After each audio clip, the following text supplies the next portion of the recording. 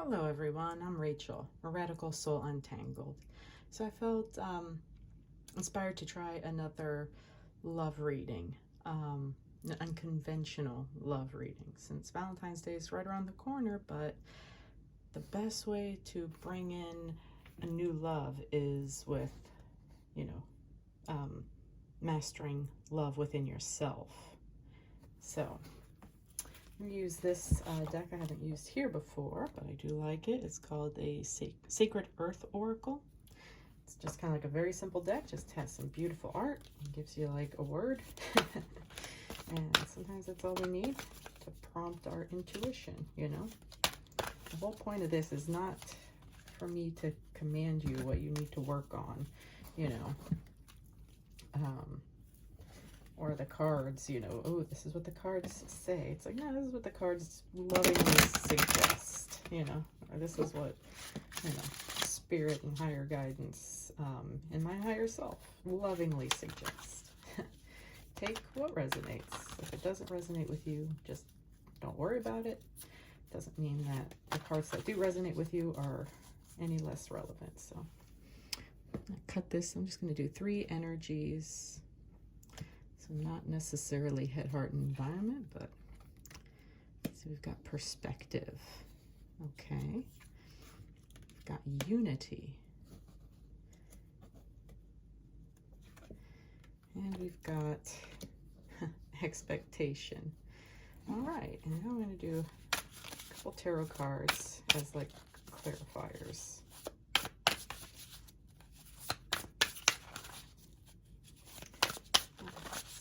Clarity on perspective, unity, and expectation.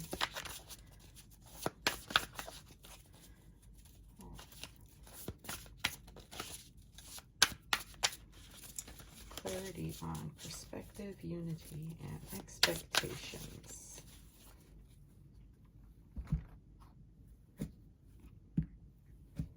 All right. Got 2 of Pentacles. 9 of Pentacles in reverse, and 3 of Swords. Ah, that's interesting. Okay.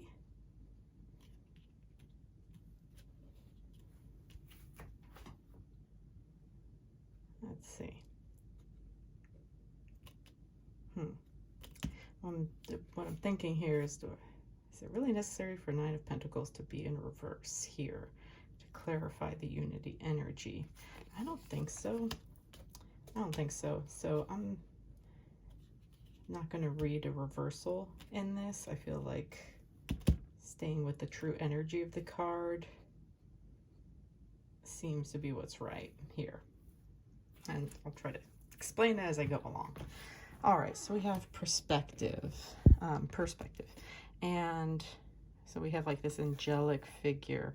It's a lot of, it's kind of a blending of light and dark.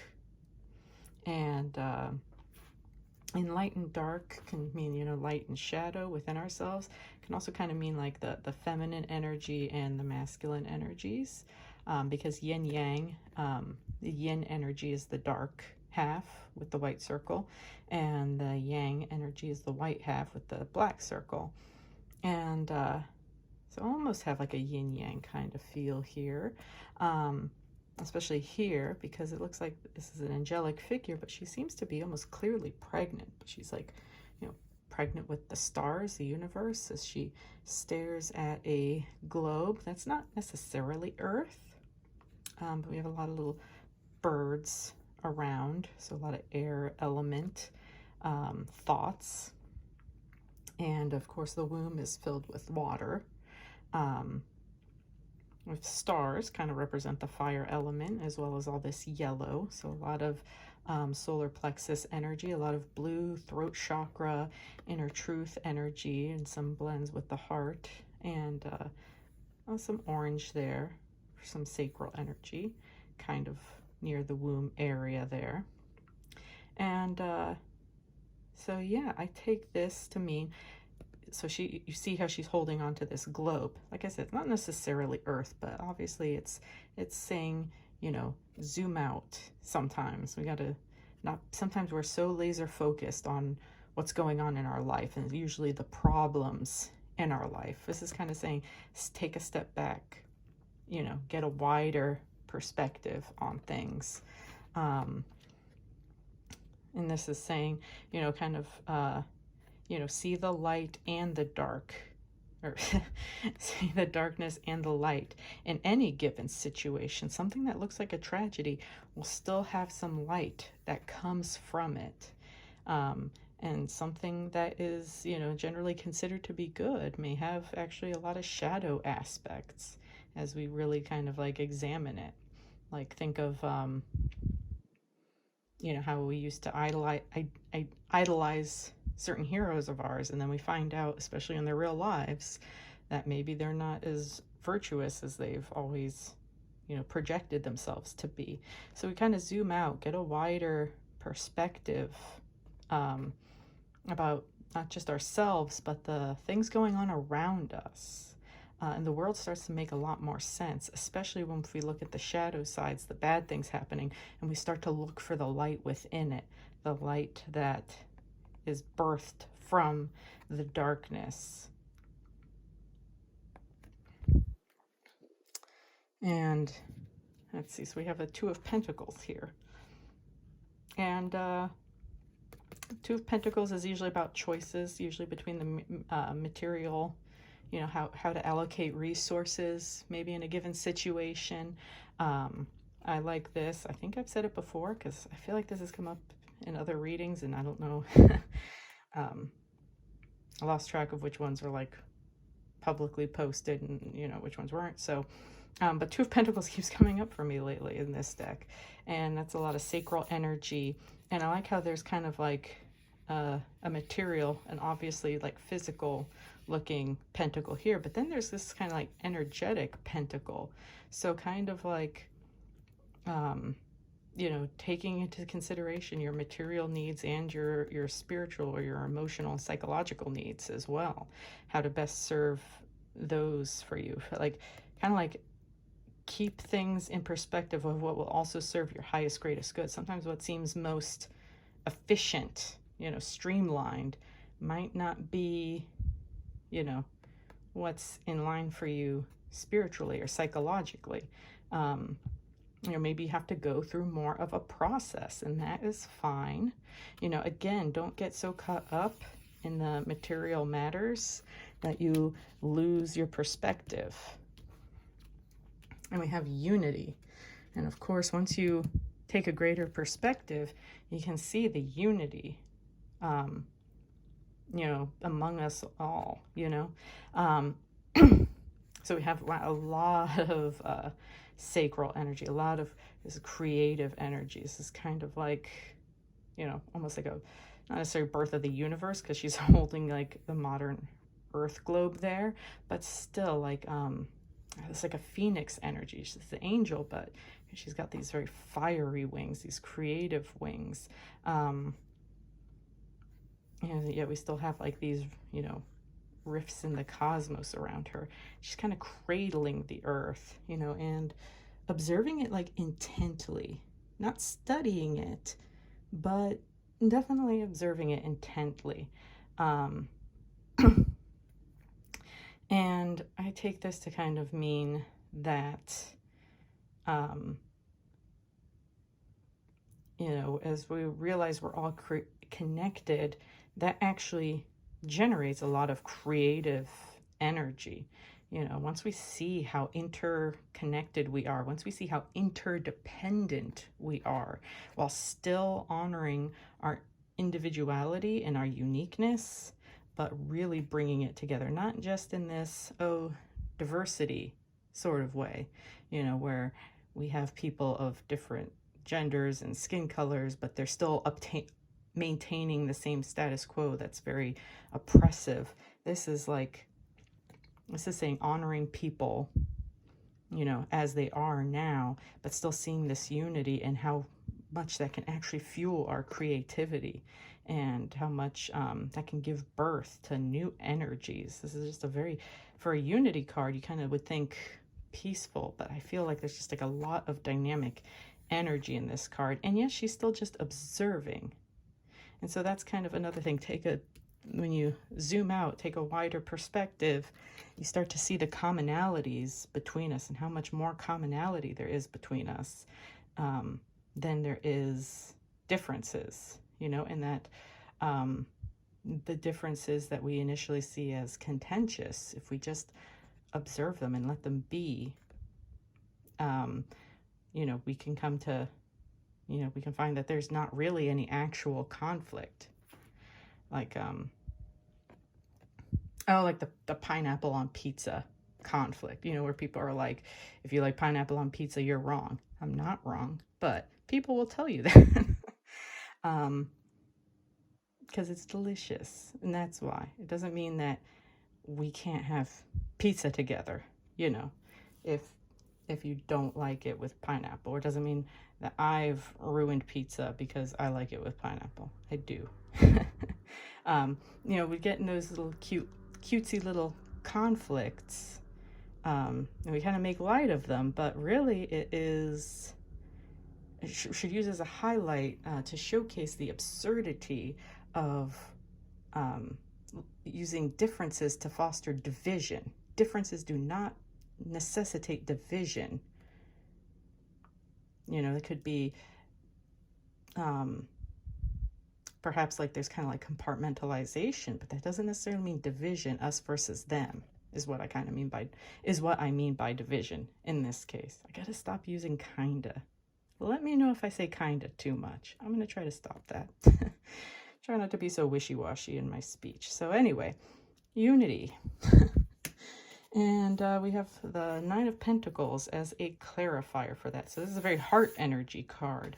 I really like this card. Just shows like it's about abundance. It's about the harvest, you know, coming in and being able to, like, not just the hard work of the harvest. That's kind of more of the Eight of Pentacles. It's kind of like the, you know, maintaining and preparing for the harvest. No, this is like you've cut your crops, you know, you've harvested your crops, and now you have so much that you have to share. Like, this is gonna last you for the rest of the year, and also gonna help feed your family, feed your neighbors even, you know. So you not only have this massive amount of abundance, but you are looking to share it with others. Look how joyful her face is as she shares this pentacle with a bird that, again, I'm thinking it's more like a hawk than an owl.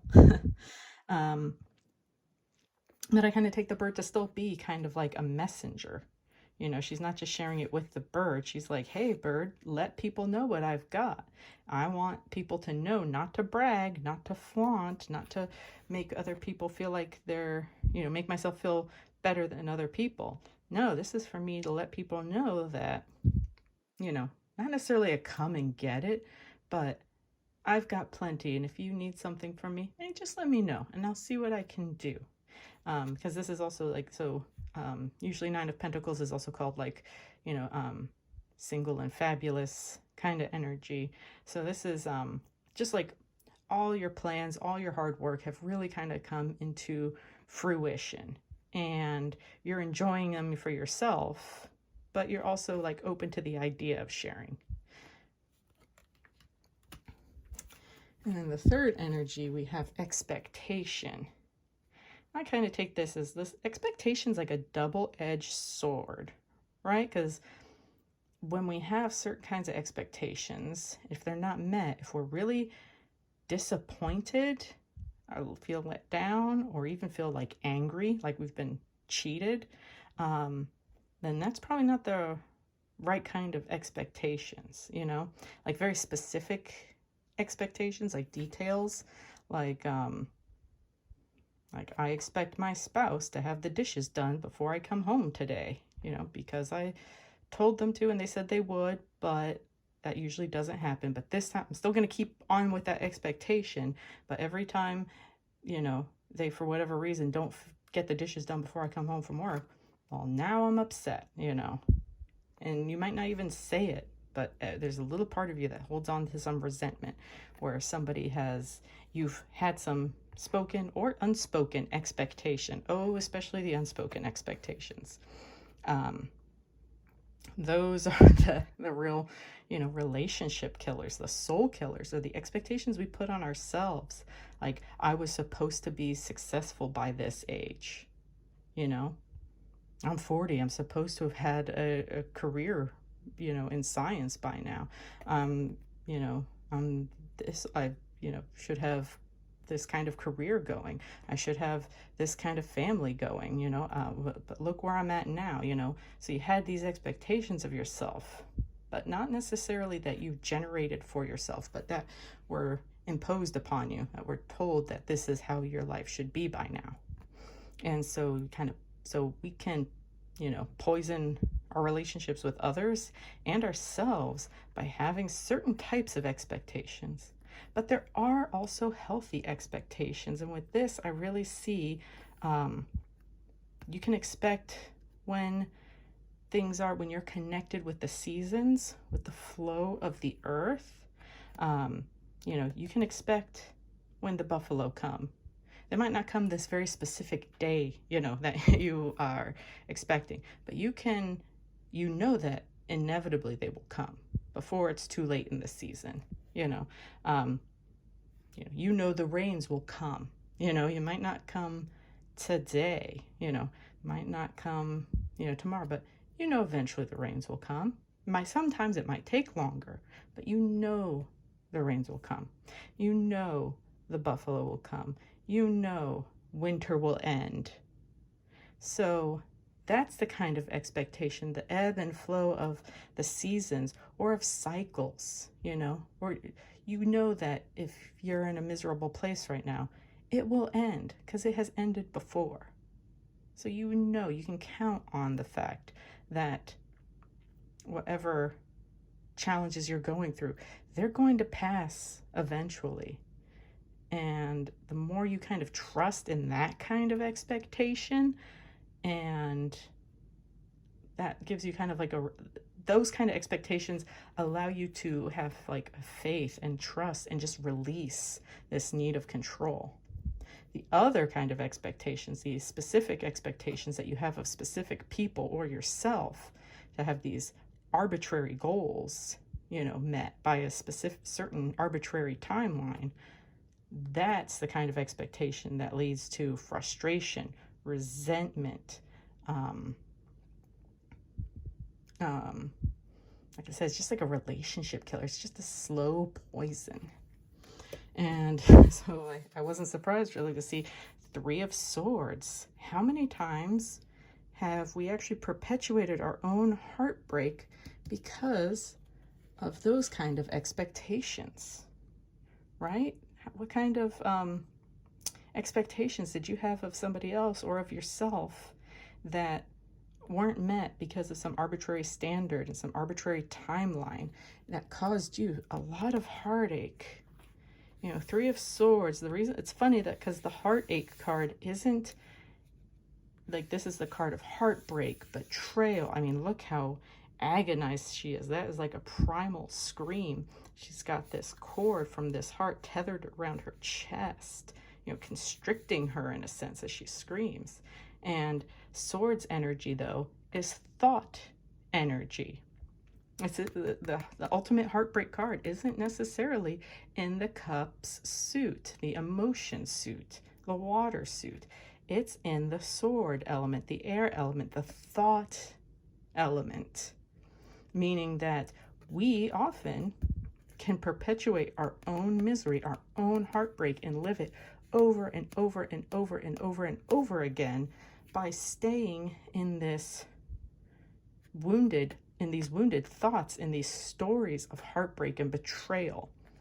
And so when we stay in these stories, we create expectations of being disappointed, of having our hearts broken, of having people not be there for us, of having these expectations either unmet or put upon us, and then feeling punished for not meeting other people's expectations.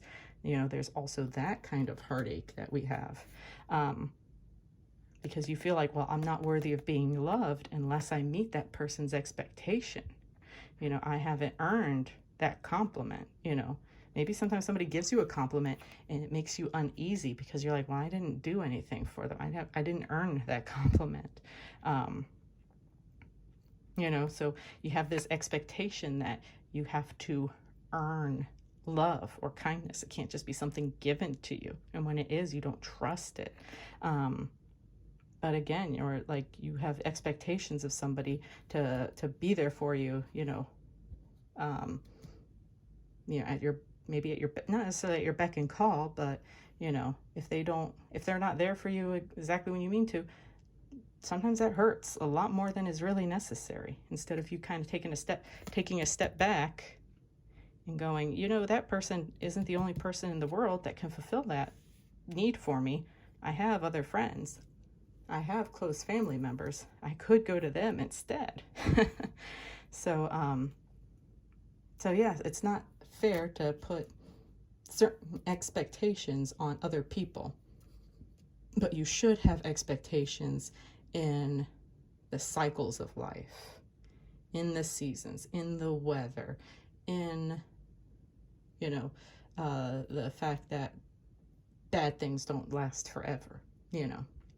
Now, even if you feel like, well, my situation overall hasn't gotten worse, but you're not necessarily miserable 24/7.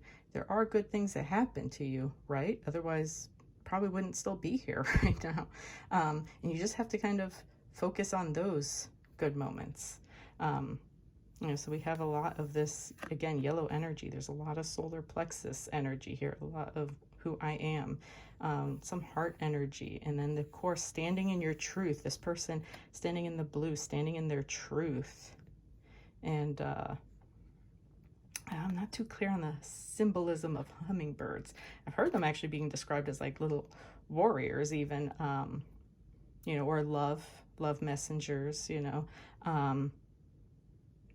But yeah, and trusting, like, you know, migration cycles of animals, you know, things like that. Just recognizing that things happen in cycles. And so also kind of goes about opportunities.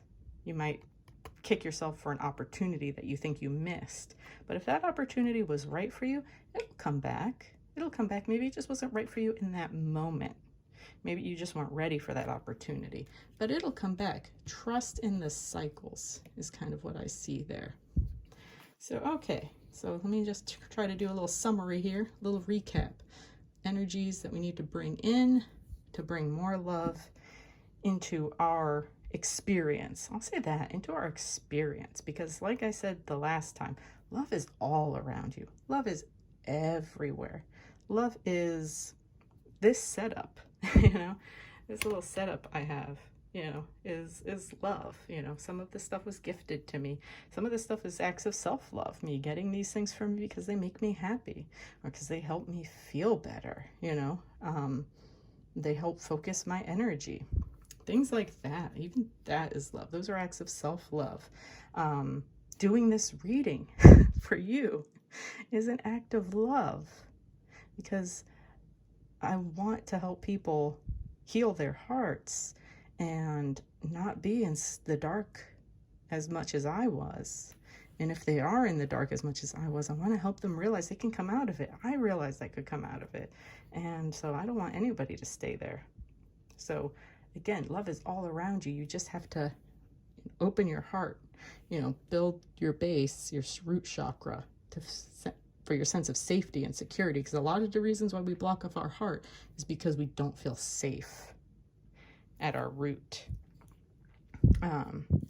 So here, energies that we need to bring in, you know, in the clarifiers, to bring more our love into our experience, so we can actually experience love. So it's not just bouncing off of us or passing through us like a ghost without us even being fully aware of it. So we have to take a greater perspective, you know, balance our masculine and feminine aspects. Look for the light in dark situations, and take a look outside of beyond ourselves, a greater perspective, so that we don't take things so personally. Greater perspective also helps you depersonalize things. Like if you observe somebody who you feel like is mean to you, you know, and then you kind of take a step out and you're like, oh, I kind of like that with everybody. Maybe it's not just me, you know, or maybe you just see how they talk about themselves, you know, and you're like, oh, wow, they're as mean to themselves. No wonder they're mean to me, you know. So yeah, take this broader perspective. And when you do, you inevitably develop a greater sense of unity with those around you, you know, and you start to see this greater perspective helps you see the interconnectedness of all things, you know, everything, how deeply interconnected, interdependent we are. And to manage your expectations, you know, once you start to manage your expectations as well by taking this greater perspective, you start to realize what kind of expectations you can just learn to let go of, you know. And what I mean by that, again, is having specific expectations of specific people to meet specific deadlines, you know, and instead just have your expectations in the cycle of things, and that trust that people will, you know, eventually come around once their experience matches up with the wisdom that they keep hearing, you know. And when you take this greater perspective, you know, you won't have to be so worried about your material issues. You know, you'll find that balance more easily because you won't be so preoccupied by each problem as they spring up. You won't be so preoccupied in like, oh, well, now this bill is due, and now I got to focus on how this bill is due and worry about now this other bill is due. You know, you just get to go, yeah, the money will come. The money will come. Might have to juggle things a little bit for now, but I'll get help if I really need it. There's always help, if not my friends or family. You know, there's organizations out there that can help me. So I'll be fine. I'll figure it out. And you come into this sense of unity will help you realize that when your ship does kind of come in, you know, when you are ready to have an abundant harvest, you know, you are more willing, you're more open to sharing it because your heart is more open, because you see how things are connected, and you see how by giving to others doesn't deprive you of anything. You know, if anything, it actually helps you grow and expand your heart that much more, because you trust that in one way, shape, or form, it will come back to you. It will replenish itself. And there might be a period of depletion, but you're learning to trust in the cycles. You know, there's going to be periods of maybe boom and bust. So you can endure the bust. And you have to see how your expectations, though, the more unhelpful types of expectations, the very specific ones, especially in relationships, leads to a lot of heartache, leads to a lot of stories that you keep reinforcing that perpetuate your own sense of heartache and sorrow and sadness. And you start to expect disappointment. When your expectation is about heartbreak and disappointment, you're inevitably going to get it. And even if somebody is trying their hardest to prove it wrong, if you haven't resolved this story, it doesn't matter. You will sabotage that connection because you are more committed to this expectation and to proving this story right than you are about being abundant and happy. So that's what we've got to watch out for, because these thoughts, again, I just think it's brilliant actually how the suit about thoughts and supposed logic and rationality also is what's responsible for the sense of heartache, the sense of betrayal. And it really does inform you that that is what keeps us stuck and miserable, our own thoughts. You know, once you start thinking more connected thoughts, more taking a broader perspective so you don't take things personally, seeing how things are interconnected, have healthier expectations that things get better. You know, things will get worse sometimes, but things will get better. You know, you start to see that you don't rely on these stories so much. You start to foster this energy more than this energy. So anyway, I think that all came together very nicely. Pretty happy with this love reading. I also do personal readings, recorded readings, although I'm considering maybe trying Zoom sometime. So let me know what you think, or maybe a WhatsApp. So or maybe I'll do live readings, and I'll put my price list and my contact information in the description if you're interested to contact me, and follow me on Facebook at A Radical Soul Untangled, or One Rad Soul, spelled O-N-E. And I'm also on Instagram at A Radical Soul Untangled. And also my email is Radical Soul Untangled, no A at the beginning. So anyway, my name is Rachel. I am a Radical Soul Untangled. I hope you are also a radical soul that is becoming untangled as well. Thank you so much for watching. I really appreciate all your love and support, your shares, your likes, your subscriptions. Thank you so much. Take care.